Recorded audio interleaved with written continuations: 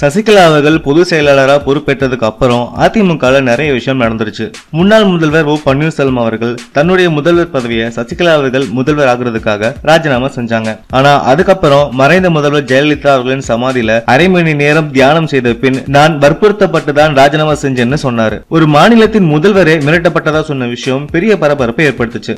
அதுக்கப்புறம் ஓபிஎஸ் அணி தனியா பிரிஞ்சு 10க்கும் மேற்பட்ட எம்பிகளும் எம்எல்ஏக்களும் வெளிப்படையா தங்களோட ஆதரவை ஓ பன்னீர்செல்வம் அவர்களுக்கு தெரிவிச்சாங்க. சசிகலா தரப்புல இருந்து ஆதரவு எம்எல்ஏக்கள் எல்லாருமே கூவத்தூர் நட்சத்திர விடுதியில வச்சிருந்தாங்க. அங்க இருந்து ஒரு சில எம்எல்ஏக்கள் தப்பிச்சு வந்து ஓபிஎஸ் அவர்களுக்கு ஆதரவும் தெரிவிச்சாங்க.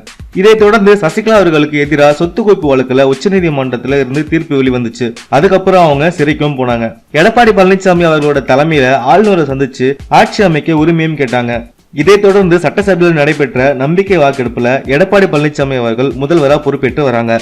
மறைந்த முதல்வர் ஜெயலலிதா அவர்கள் அறிவிச்ச நலத்திட்டங்கள் பலவற்றை முதல்வர் அவர்கள் அறிவிச்சிருக்காரு. இருந்தாலும் மக்கள் மத்தியில அதிருப்தியான நிலைமையே நிலவிட்டு வருது. தொகுதிக்கு சென்ற சட்டமன்ற உறுப்பினர்களை மக்கள் துரத்தியாற்ற சம்பவங்களும் நடந்துச்சு.